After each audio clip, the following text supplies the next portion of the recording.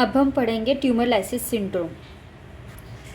जब भी हम किसी कैंसर पेशेंट को कीमोथेरेपी देते हैं तो उस कीमोथेरेपी से जो कैंसर सेल्स होता है वो ना डैमेज हो जाता है, जिसके कारण बॉडी में बहुत सारे इलेक्ट्रोलाइट चेंजेस आते हैं और उस इलेक्ट्रोलाइट चेंजेस को हम मेमोराइज करेंगे ट्रिक प्लग से। इसमें ये इम्पॉर्टेंट बात ध्यान में रखना है कि सभी लेवल बढ़ जाएंगे, लेकिन सिर्फ एक ही इलेक्ट्रोलाइट का लेवल डिक्रीज होगा, वो है कैल्शियम। फॉस्फोरस का लेवल बढ़ जाएगा जिसको हम हाइपर फॉस्फेटेमिया भी बोलते हैं। लैक्टेट डिहाइड्रोजनेस का लेवल भी बढ़ जाएगा। यूरिक एसिड का लेवल बढ़ जाएगा जिसको हम लोग बोलते हैं hyper uricaemia.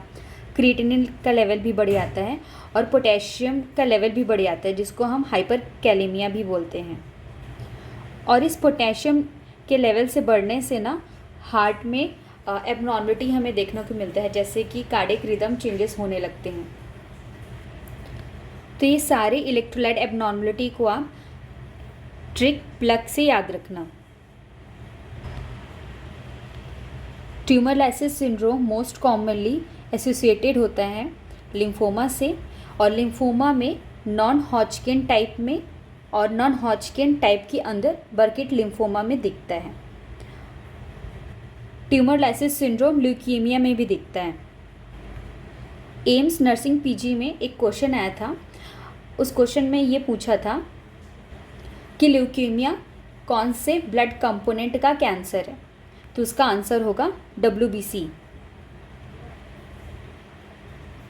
Tumour lysis syndrome को हम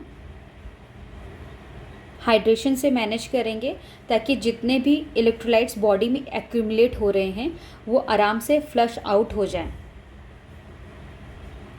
और हमने ट्यूमर लाइसिस सिंड्रोम का ट्रिक पढ़ा था प्लग, उसमें कैल्शियम को छोड़ के सारे इलेक्ट्रोलाइट का कंसंट्रेशन बढ़ रहा था बॉडी में। तो उस केस में जो हाइपर यूरिसीमिया है उसको हम एलोप्यूरिनॉल दे के ट्रीट करेंगे। अब हम क्वेश्चन सॉल्व करते हैं इस टॉपिक से रिलेटेड। ट्यूमर लाइसिस सिंड्रोम में कौन सा कंपोनेंट डिक्रीज हो जाता है ह्यूमन बॉडी में? ऑप्शन में फॉस्फोरस है, यूरिक एसिड है, क्रिएटिनिन है एंड कैल्शियम है। तो ट्रिक के अकॉर्डिंग कैल्शियम घटता है और बाकी सारी चीज़ें बढ़ती हैं। तो इसमें डिक्रीज पूछा है, तो इसका आंसर होगा option D, that is calcium.